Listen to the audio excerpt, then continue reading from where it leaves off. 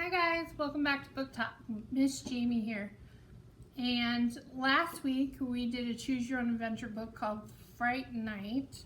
If you guys haven't heard it, Mr. Austin will add a link below.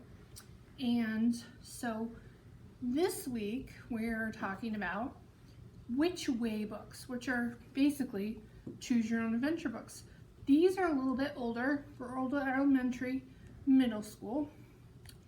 And we've got topics like the spell of the Black Raven, invasion of the Black Slime, trapped in the Black Box, and so on. We even, if there's any Star Trek fans out there, we have a Star Trek Choose Your Own Adventure.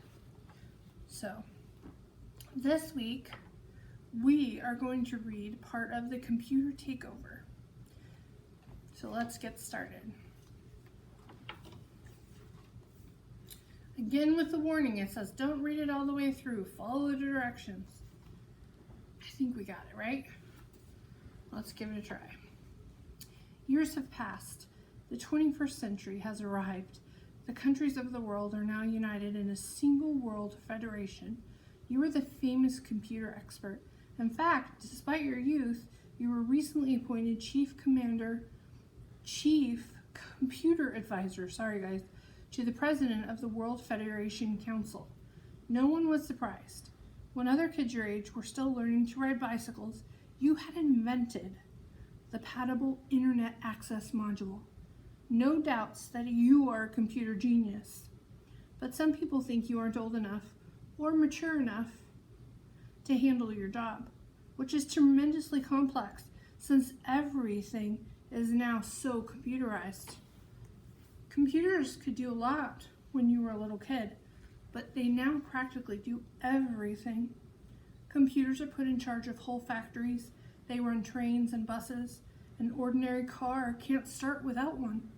Of course, robots are in common use. They all have computers in them, which are directed by larger, smarter computers called basic computers. These, in turn, are directed by supercomputers called master computers, which are linked to the worldwide Earth supernet. The master computers are so powerful and intelligent they often seem human-like. For this reason, they are usually called he or she instead of it.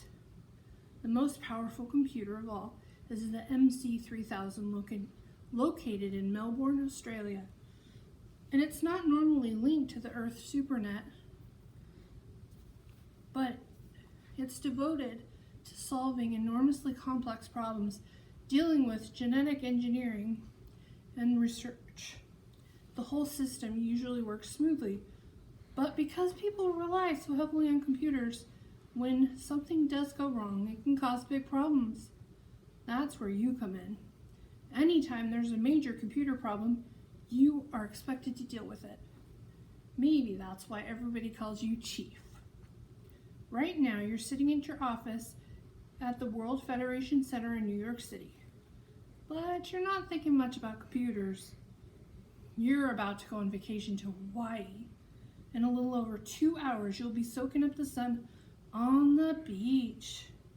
Up until a few years ago, when the train service began, you could never get to the airport in less than 45 minutes. But now, because of the magic lever held off by the ground magnetic force, so it sounds like it travels above the road, which would be cool, it can travel at almost supersonic speed.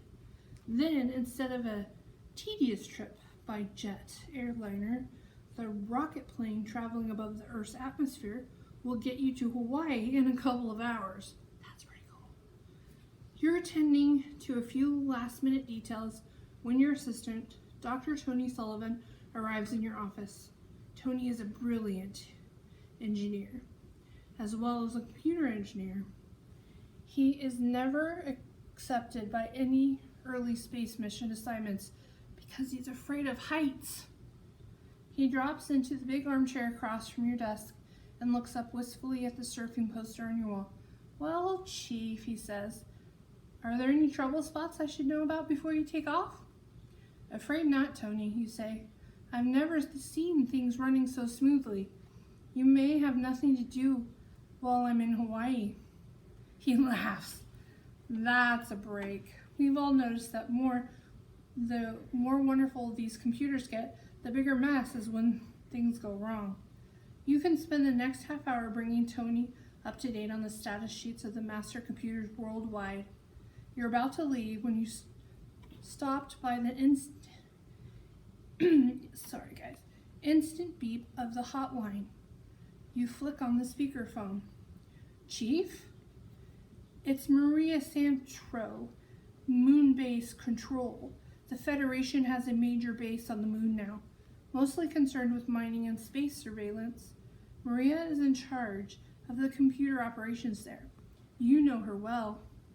She was your advanced software design instructor at your university. She was a little miffed when you were appointed chief computer advisor. She thought she should have the job. Turn to page 52.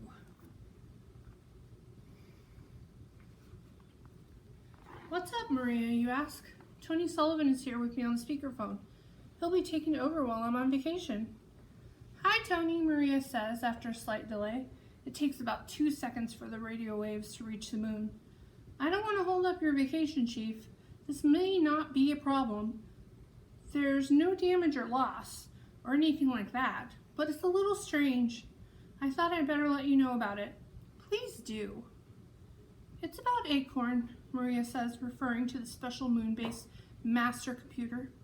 Our maintenance technicians have discovered unaccountable wear and tear on some of the worker robots. They've been secretly working overtime. Only Acorn could give those directives. It's weird. Now it says page 21.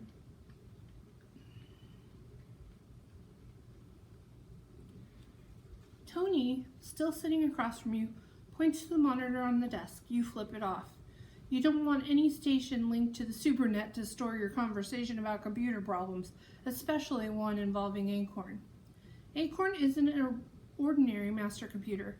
He's the brainchild of Sir Cedric Barkham, the most brilliant computer scientist who ever lived. A special supercomputer was needed to manage the new moon base, and Sir Cedric, despite his advanced age and failing health, agreed to design it. Acorn is the master computer of the Moon SuperNet, which is composed of all the computers on the moon and, for security reasons, is not linked to the Earth SuperNet. After only a few months in service, Acorn has proved he can do more than Sir Cedric promised.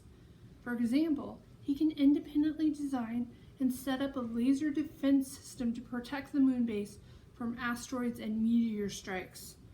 Next to the MC3000, Acorn is probably the most powerful computer ever built. It says turn to page 82.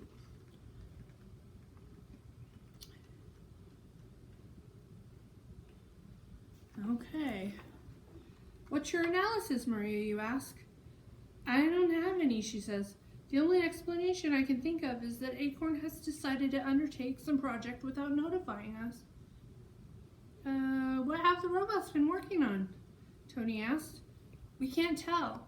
That's the one thing I don't like, Maria says. Acorn is doing something we don't know about. Tony looked befuddled. You feel the same way. You've never heard of anything like this.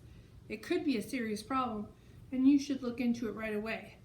So much for your Hawaiian vacation. You should probably consult Sir Cedric Barkham. He's the greatest expert on Acorn. But Sir Cedric has not been feeling well. Certainly not well enough to travel to the moon.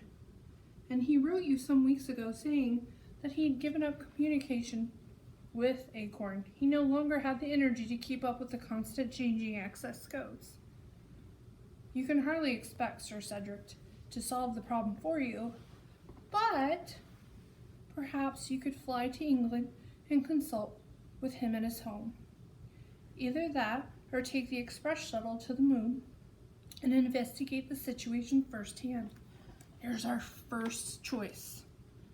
Do we decide to go to England to consult with Sir Cedric, page 22? Or did you decide to take the next shuttle to the moon, page 40? That's a good question. What would you choose?